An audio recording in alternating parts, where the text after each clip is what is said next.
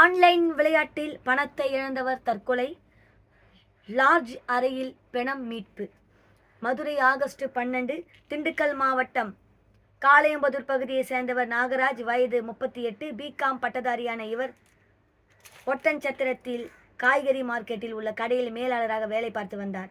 சில நாட்களுக்கு முன்பு மதுரையில் உள்ள உறவினர் வீட்டுக்கு வந்த நாகராஜ் டவுன் ஆல் ரோட்டில் உள்ள ஒரு லாட்ஜில் அறை எடுத்து தங்கினார். இந்த நிலையில் அந்த அறை கதவு திறக்காமல் இருந்துள்ளது.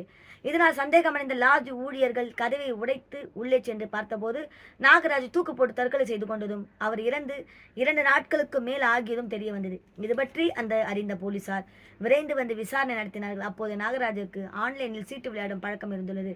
அதில் அதிக பணத்தை இழந்ததால் கடந்த சில தினங்களாக விரக்தியில் இருந்துள்ளார். வீட்டில் யாரிடமும் சொல்லாமல் மதுரை வந்த அவர் உறவினரிடமும் கடன் வாங்கி மீண்டும் ஆன்லைனில் சீட்டு விளையாடி பணத்தை இழந்ததாக கூறப்படுகிறது. இந்த நிலையில்தான் அவர் தற்கொலை செய்து கொண்டுள்ளார் என போலீசார் தெரிவித்திருக்கிறார்கள். இந்த சீட்டு பழக்கம் அவ்வளோ ஒரு போதைங்க. எதையாவது வச்சு விளையாடணுன்ற ஒரு போதை. அது குடும்பத்தையும் சீரழிச்சு அவர்களும் இறந்துடுறார்கள். இதை பார்த்து அதுக்கு தான் இந்த யூடியூப் மூலயமா, இந்த சேனல் மூலயமா நாங்கள் இதை ஆன்லைனில் விளையாடாதீங்கன்றதை நாங்கள் வலியுறுத்துகிறோம். நல்லபடியாக இருங்கள். அவ்வளோதான்.